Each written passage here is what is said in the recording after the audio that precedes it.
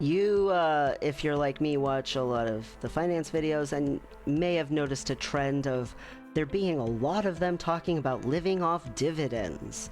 Living off dividends is considered to be the truest form of passive income because you can have money coming in from doing quote-unquote nothing, but it is just like getting into real estate. You've got to have quite a bit to invest in the first place, and you've got to have enough money to get started in the first place. With dividend creation, if you say are putting in money every year or even every month if you can afford to, eventually that compounds. The interest on that compounds because you set it up to reinvest in itself, and the dividends come in and they keep making it bigger and bigger and bigger.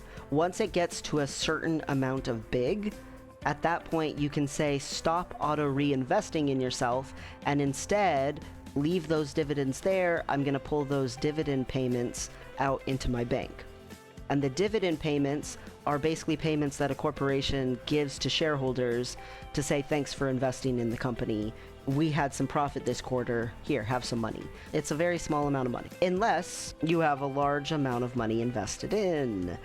Once you have a certain amount of largeness, the dividend is based on a percent. So then your percent also gets bigger. If you have 10% of $100, for instance, that's 10 bucks. But if you have 10% of $1,000, that's $100. It's the same concept except way different numbers. So dividends, you gotta have money going and going. Now, people do different math on this. You know, people sometimes do math and they forget to adjust for inflation. People do math sometimes and they forget to adjust for the fact of how much you're actually investing in over a certain amount of years versus the lump sum. Because say you need a lump sum of, some people say 1 million to 1,450,000 for earning somewhere around 40,000 a year in dividend income. If that's true, you didn't actually have to put all that whole amount of money in if you were doing it gradually over years and letting compounding interest make up some of the difference. At that point, say maybe you spent 20 years letting the compounding interest go up. Well, at that point, you only have to put in about 300,000, and the compounding interest every single time gets bigger and bigger and bigger, and over that 20 years you're going to reach your goal and be able to have the dividend income. And you might say, oh, 40,000 a year, I don't make that much right now. That would be awesome. But again, it takes effort to get to that, to just get to where that money is just being handed to you. The other thing with dividend income is you want to invest in something that seems like it's going to last. And because you want to invest in something that seems like it's going to last, your dividend percentage is probably going to be decently small. A lot of people say stuff like that because they're investing in specific things and they're doing it based on that. The specific things are usually dividend kings and dividend aristocrats. A dividend king is a company that has been steadily having the ability to maintain itself while giving out incremental growth in their dividend for 50 years. Aristocrats do the exact same thing, except it's 25 years. They've been maintaining as a company, they've been solid, and also dividends have been increasing. And that means that dividends started pretty low. That means dividends only increase by tiny little margins every year, but that's okay. You're just there for the money anyway. Another thing people try to get into is REITs, because REITs basically are you investing in a company that manages real estate, and they have to pay you, by law, back some of the money that they're making off of all that real estate, all that rental property. And so it's like having rental property without actually owning a piece of property. But the prices with that can fluctuate a little more because it fluctuates with the value of the assets of the real estate. And different areas have different levels of property growth at different times. It depends on if lots of people are moving there and buying houses and all that stuff, or if lots of people are trying to rent and trying to get by and all of that stuff. Most people want dividends from actual dividend stocks. Most people who are wanting to live off of dividends, they want to get stocks that are paying a decent dividend with low annual management fees or commissions, while being able to just have those dividends come in. And so they're not as concerned with the growth of the stock itself. As long as it's maintaining, for the most part, they're happy. If it goes up a little bit, that's cool, but they just don't want it to crash.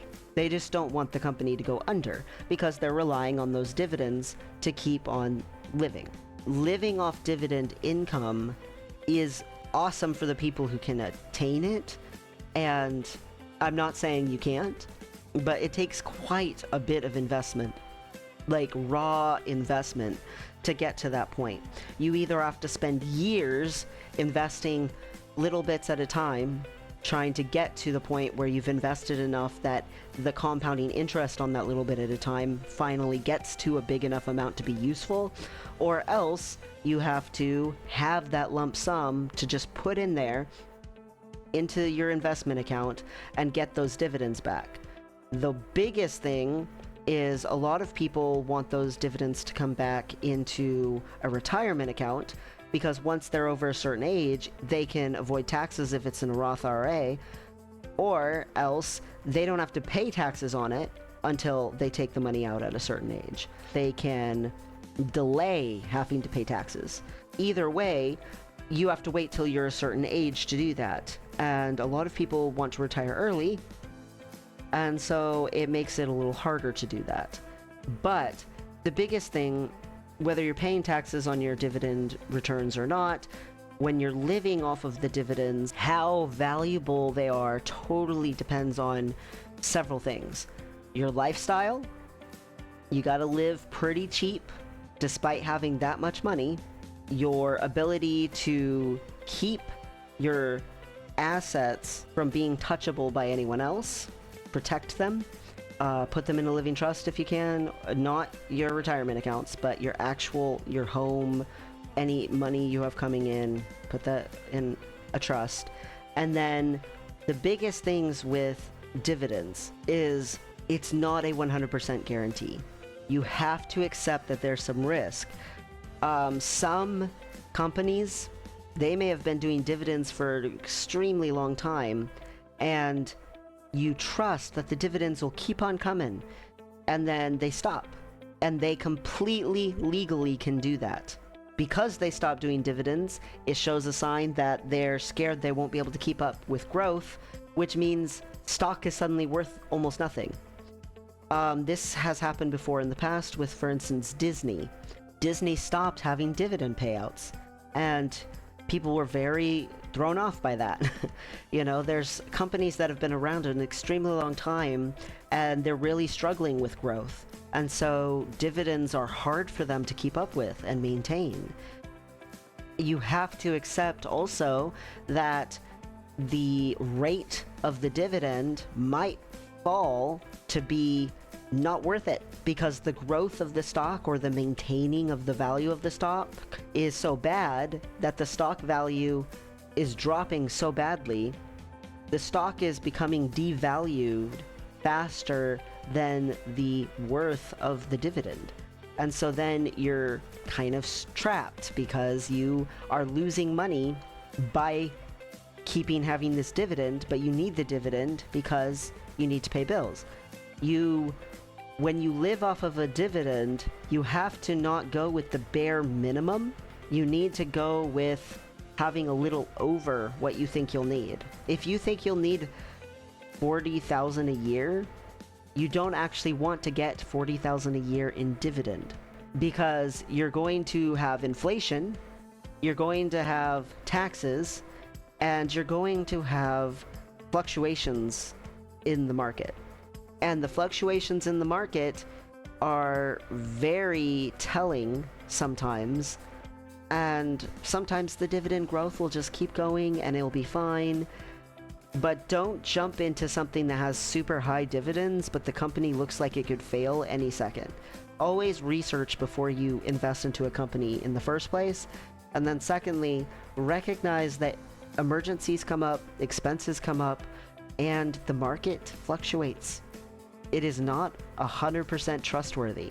So always have some sort of backup plan, or else overestimate how much you need to live off dividends. Because even if you're investing in a dividend king or a dividend aristocrat, you could still end up with that company stopping your dividend payments and you're now struggling. So make sure you're not paying attention to the YouTube videos that say, oh, what's the minimum you need to live off of dividends? Because the minimum is the wrong place to look at.